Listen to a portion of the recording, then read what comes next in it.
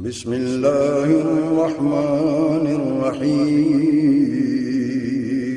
शुरू अल्लाह के नाम से जो बड़ा मेहरबान निहायत रहम वाला है।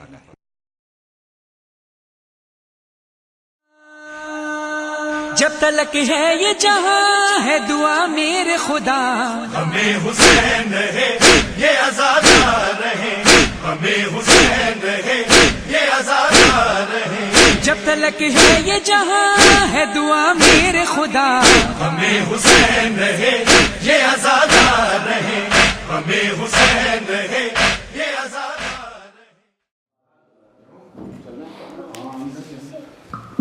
Azmat Muhammad wa ala Muhammad, can we have a loud salat please?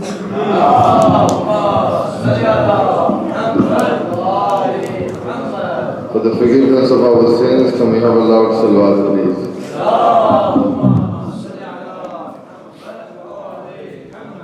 For the acceptance of our du'as, for the sake of Bab al-Hawa'ij, can we have a loud salawat please?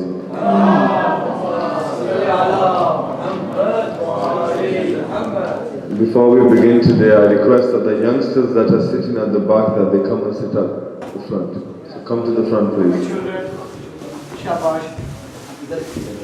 Bismillah. Come to the front. To the front. Move forward, move forward. Can we have a loud salat please?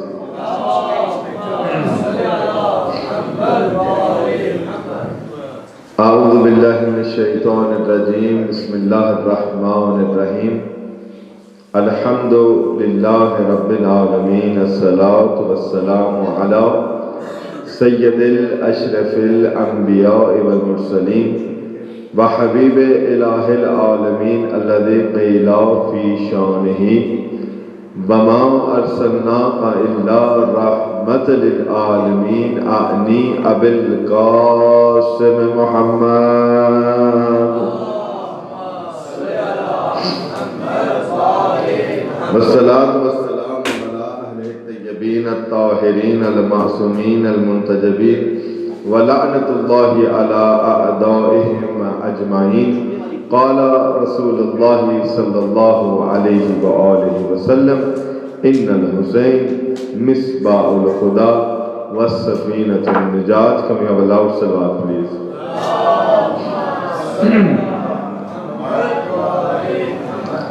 Alhamdulillah, today is our 5th session in which we have gathered here today to discuss the concept of why Imam Hussain ﷺ gave his life, so that we can sit here today to remember Imam Hussain, so that we as followers of Amir al-Mu'mineen can move towards perfecting our lives. Yesterday we ended our discussion on this note that if we want to move towards perfection, if we want to improve our lives, if we want Allah Azza wa Jal to be happy with us, then the first thing that we need to change in our lives is that we need to gain those morals, those akhlaq upon which Allah's Prophet has said that if you have these characteristics within yourselves, then you are a follower of Ali Muhammad alayhi salatu wasalam. But first of all, we need to understand what we mean by akhlaq, what we mean by having a good moral. Now, akhlaq itself can be translated into 3 things. Basically, akhlaq is of 3 types. Now, if we understand which type of akhlaq there are, then we can understand which akhlaq we need to improve on. So there are 3 types of akhlaq. There is that akhlaq that comes to us naturally. It is a part of our physical makeup. For example, you hear that a person, he gets angry really quickly. Or you see, they say to you that this person is very patient. Why? Because his father was patient. Or they say to you that this person is very generous. Why? Because they say that it runs in his family. It is his natural process to be generous. This is the first type of akhlaq. Something which is built inside of you, that comes to you naturally. The second part is that type of akhlaq which becomes a habit. Meaning that akhlaq which is formed over time, that moral which is formed over time. For example, you are not used to coming on time, but with practice and with determination, this moral becomes a part of you, and it becomes a habit. That is the second type of akhlaq. So we have two. The first is something which comes to you naturally. The second type of akhlaq is that thing that you make a habit of. And the third type of akhlaq is that akhlaq or that moral which you practice, which you make an effort. For example, you are not a generous person, but you practice, you make an effort to become generous. Why? Because you know that the Prophet of Islam says that that person who gives sadaqah in the name of Allah, Allah removes his 70 problems. So when you hear this hadith, you try to make a physical attempt, you try to make an effort to make this moral, to make this akhlaq a part of you. That is the third type. So in total, how many we have? 3. The first is something which comes to you naturally. The second thing is that moral which you make a habit of. And the third is that moral which you learn, which you actually make an effort to practice. That is the third type of akhlaq. Now we need to understand, as I have been mentioning from the 1st of Muharram, that these 10 days have been given to us because of Imam Hussain alayhi salatu wasalam. We are sitting here, this is due to the dua of Fatimatul Zahra. We shouldn't think less of ourselves. But if we believe that we are those people that are a result of the dua of Fatimatul Zahra, then we need to actually physically make a change in our lives. And the first way in doing this is improving our akhlaq, improving our morals. For example, if a person who speaks back to his parents or does not listen to his parents, then the people who see this, they say that this child does not have good morals. Or they say that he has not been brought up in a way according to the teachings of Islam. We should present ourselves to the world in such a way that when somebody sees us, they don't need to ask us whether we are a Muslim. They don't need to ask us whether we are a follower of Amir al-Mu'mineen.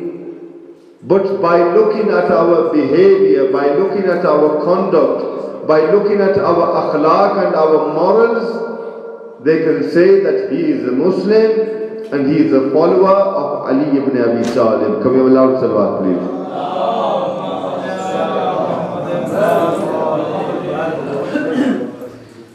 So when we decide that we want to gain good akhlaq, the first thing that we need to control is our nafs.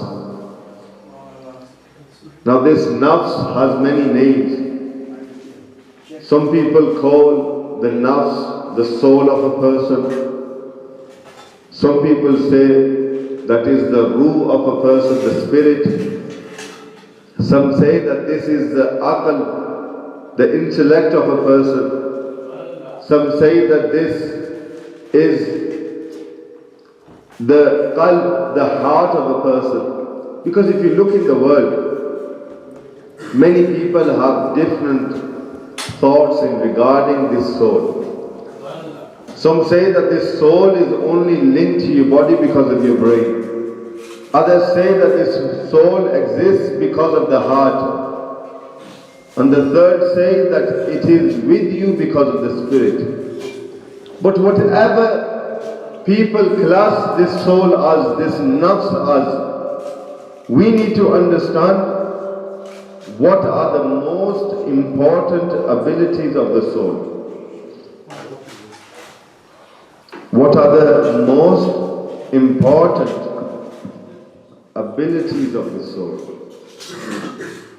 Because as I mentioned, and I keep mentioning, that we cannot become an expert in religion until we do not learn the basics. Before we can even understand the hadith of Rasulullah sallallahu alayhi wa sallam, we need to clean our soul. We need to clean this nafs. And in return, our minds will become clearer. And then we can understand what the Imams are saying to us. So the soul of a person, it has how many abilities? According to Rawayat, the soul of a person has 4 major abilities. Now when we understand what these 4 abilities are, then we can comprehend on how we can improve our akhlaq. The first thing, the ability of the soul is that it gives us power of intelligence. This is the soul, this is the nafs, this is the qalb, this is the ruh. The first power that it gives us the power of intelligence.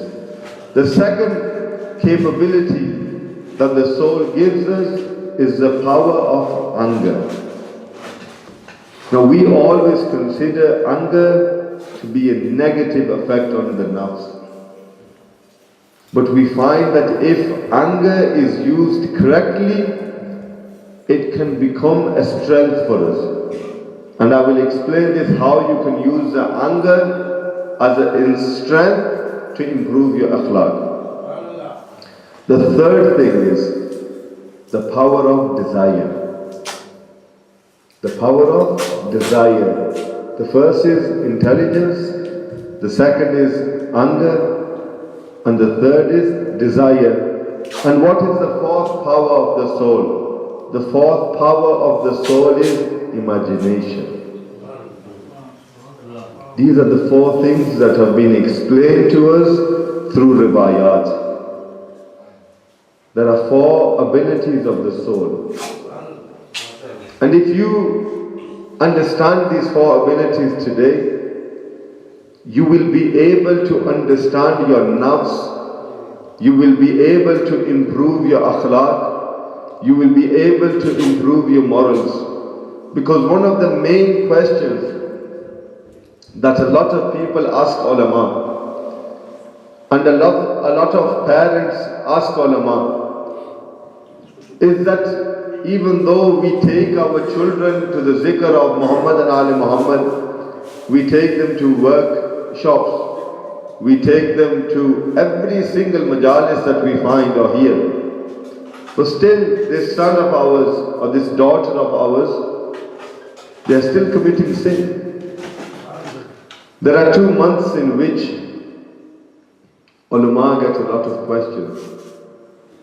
One is the month of Ramzan, and the second is the month of Muharram. And I believe that both months should not be spent asking questions, but should be spent in improving ourselves. Because the month of Ramadan is to connect with Allah Azza wa Jal. And the month of Muharram is to connect with the A'imma alayhi salatu wasalam. In return, A'imma will connect us to Allah Azza wa Jal. Because wherever we turn, the destination is Allah Azza wa Jal. We can either go to Allah through the Quran, or we can go to Allah through Ahlul Bayt alayhi salatu wasalam. But it is all down to a person's intelligence. So coming back, there are 4 abilities of the soul. And if we are able to control these, then we can move towards perfection. Someone came to Imam Hussain alayhi salatu wasalam, from your loud salawat please.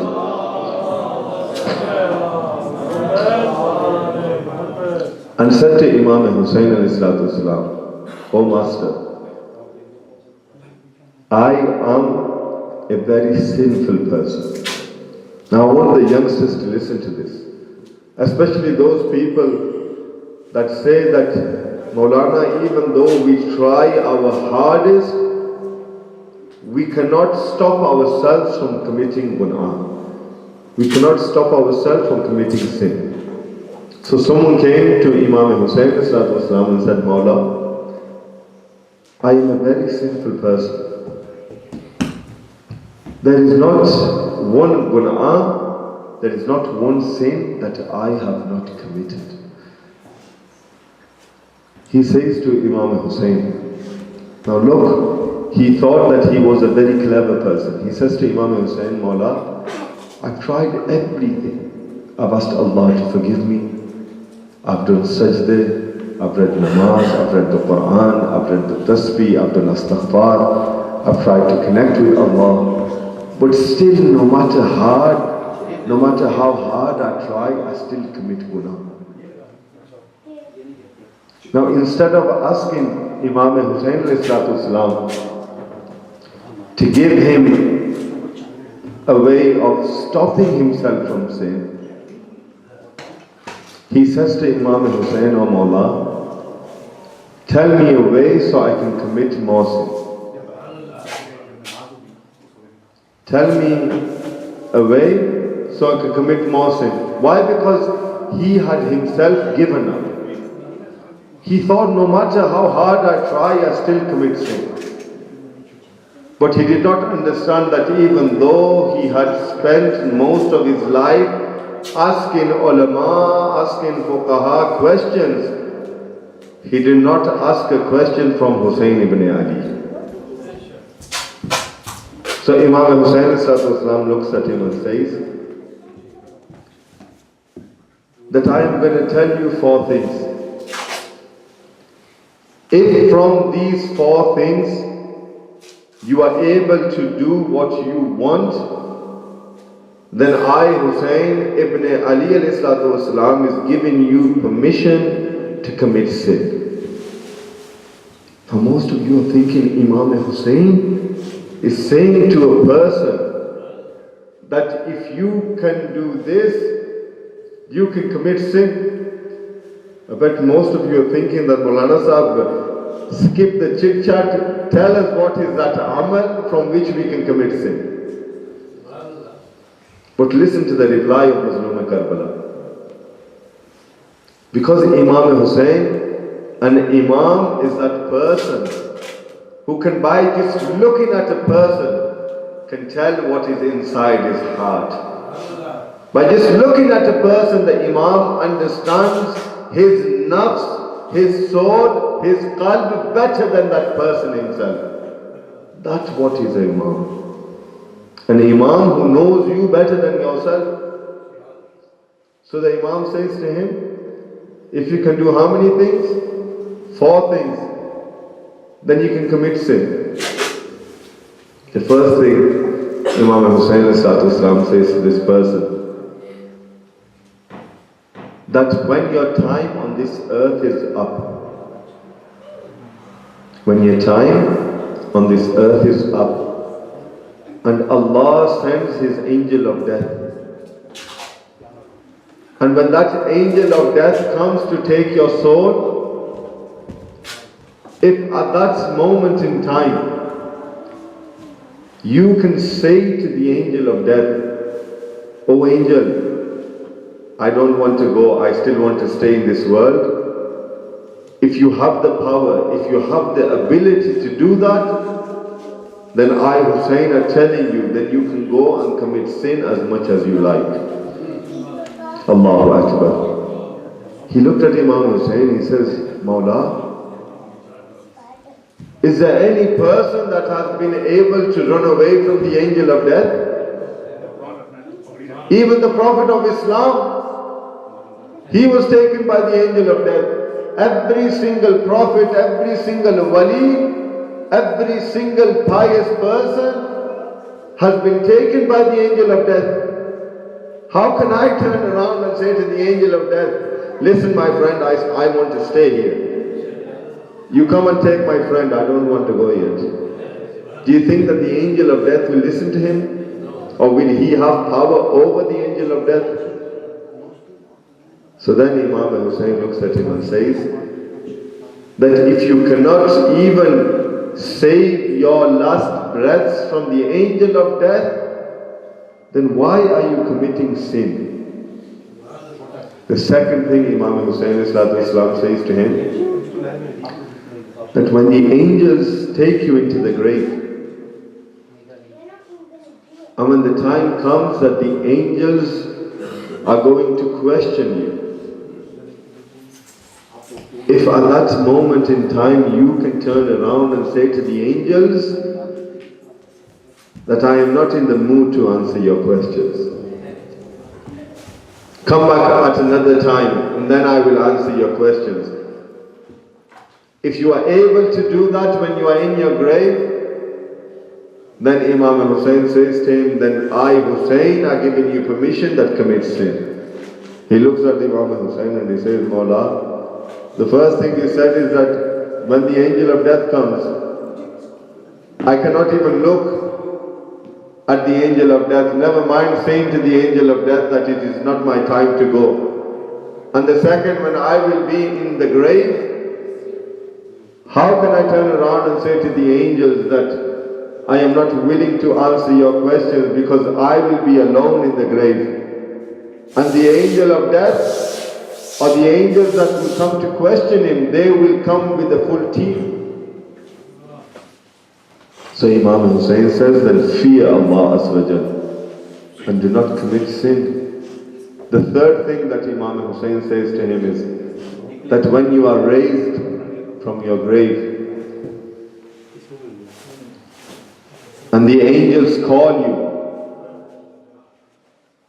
and they say to you that there is a bridge which is thinner than a sword, thinner than a piece of hair, strand of hair, and sharper than a sword.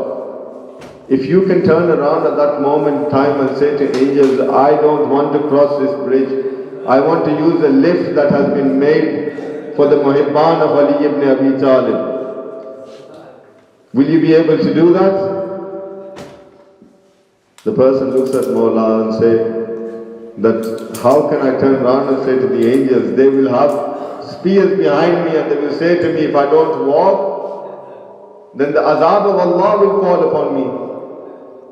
Then Imam Hussein looks at him and says that still you have time. Fear Allah Azza wa Jal and do not commit sin.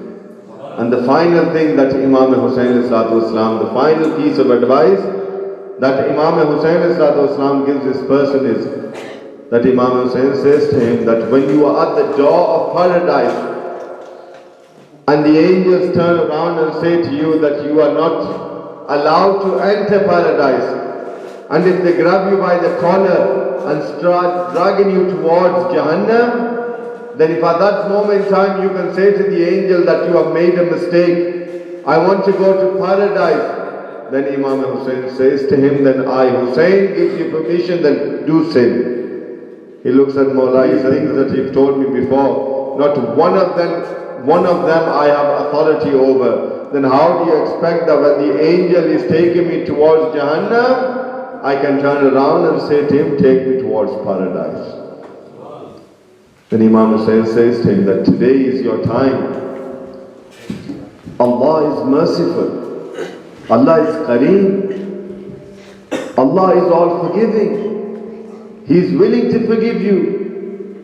But Allah only says, just ask me once. And look how lucky are you. Allah has given you those Imams upon whose request Allah is willing to give you the universe. Today you are sitting here remembering who? Hussein. Who is Hussein? He is the leader of the youth of paradise. That person who is the leader of the youth of paradise, don't you think that he has no authority in front of Allah Azza wa Jal? If Allah has made him a leader, he has all the authority, he has all the power, and this power has been given to Aimah Islam by Allah Azza wa Jal. And we should use these 10 days to improve ourselves. We will continue to discuss that how we can improve our akhlaq, how we can improve our morals, how we can move towards perfection with the blessings of Ali Muhammad ﷺ. How we can control our nafs, how can we make our minds pure. It is all with the zikr of Allah Azza wa Jalla. And this majlis, this zikr that you are sitting in, this is the only zikr in the world whereby doing the zikr of Imam Hussein, you are doing the zikr of Allah Azza wa Jalla. By doing the zikr of Imam Hussein, you are doing the zikr of Muhammad Mustafa Sallallahu Alaihi Wasallam. Ya Allah. Allahumma salli ala Muhammad wa ali Muhammad. Every single person. Final words before we move towards the Masa'ib, because as these days are passing, you have come here to listen more to Masa'ib. Final 2 words, that every single person, whether he is a Muslim or a non-Muslim, he follows a religion or a sect with 2 intentions. Now if you understand these 2 intentions that a person has, then you can understand the nafs of a person.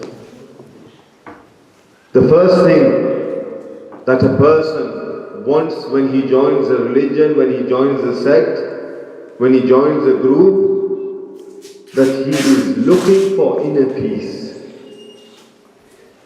Every single one of you are coming to the majlis of Imam Hussein because you want inner peace. You want sukoon of the qalb. You want peace of the mind. So any person who joins a religion, he is after inner peace.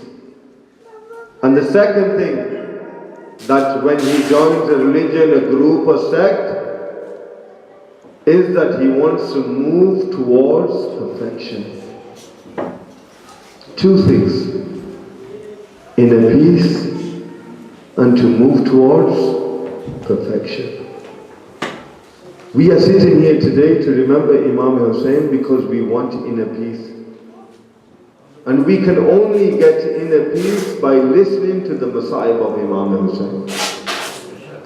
And we can only move towards perfection by listening to the fazilat of Imam Hussein. Today we have gathered to remember that Shaheed of Karbala, who was so young that when he arrived in Karbala, he did not have the power or the energy to even lift a sword. Today we are going to mention the Masa'ib of that Shaheed, who was so small that he could not even wear a helmet on his head. Today we are gathered to remember that Shaheed of Imam Hussein. who is known by the title Babul Hawaij. Today Molana Sahib will read the Masaib of this Babul Hawaij. I ask you that today do dua, that Allah, for the sake of Babul Hawaij. What is the meaning of Babul Hawaij? Babul Hawaij means that door where Allah does not reject your du'as. That door, that Babul Hawaij is no other than Asghar, the son of Hussein. Azadaro, how did Asghar, this 6-month-old child, get ready for this battle in Karbala? Azadaro, when the time of Asr came close on the 10th of Muharram, Imam Hussein said, is there anyone there to help me? This 6-month child of Hussein, when he heard the call of Imam Hussein, he kept falling out of his crib. His mother Rubab would pick him up and put him back inside the crib. Again Imam Hussein said, Hal min Nasir. When Imam Hussein said this, Ali Asghar would fall to the floor again. Rubab picked up Asghar. Imam Hussein came to the door of the tent and said, oh Rubab, what is the matter? Rubab looks at Hussein and says, oh my master Hussein, since you have said that is there anyone there to help me, this son of yours keeps falling onto the floor. Imam Hussein looks at Rubab, that this is that son who is 6 months old. He has done nothing wrong. Rubab says to Imam Hussein, oh my master Hussein, the quarrel of Yazid is with you. The quarrel of Yazid is with you. Why don't you take this son? Why don't you take Ali Asghar and take him? They might look at him and they might give him water. Azadaro, tell me, a 6-month-old child, does he require a cup of water? Does he require a spoon of water? No. A 6-month-old child just requires a finger of water. Rubab says to Imam Hussein, oh my master, take him. They might look at him and they might give him water. Allah said, Hazrat Imam Hussein picks his son up. When Imam Hussein picks his 6-month-old child up, like every mother, we see that in Karbala, Janab Sayyida Zainab, she gets her son's own and Muhammad ready. We see that Hazrat Qasim, he was made ready by his mother. But look at this 6-month-old child. How does his mother prepare him for the battle? She rips a part of her scarf and she ties it around the head of Ali Asghar. She rips another piece of scarf and she ties it around the waist of Ali Asghar. Imam Hussein sees this and he says, Inna lillahi wa inna ilayhi raji'un. Imam Hussein holds Ali Asghar in his hands and he comes in front of the army of Yazid and he says to them that your quarrel is with me. Your quarrel is with me and not with this 6-month-old child. Oh, people of Yazid, give him a little bit of water. They look at him and they say to Imam Hussein, you want water for yourself, but you are using this child as an excuse to gain water. When they said this, Imam Hussein takes Hazrat Ali Asghar out of his abba and he puts him forward on the land of Karbala and he says, oh Asghar, today is your exam in front of these Yazidi people. Ask them for water. My Ustad said to me, Hazrat Ali Asghar opened his mouth and closed his mouth like when you take a fish out of water. Ali Asghar is on the hot land of Karbala, opening and closing his mouth. When these people saw that the son of Hussein is asking for water, Umar ibn Saad says to Urmila, go get an arrow and kill the son of Hussein. Urmila gets an arrow, and this is no normal arrow. They use this arrow to kill horses in the battle. He puts his arrow inside his bow and he faces it towards Ali Asghar. When he faces it towards Ali Asghar, a woman comes to the tent and she says, oh Urmila, look at the weight of your arrow and look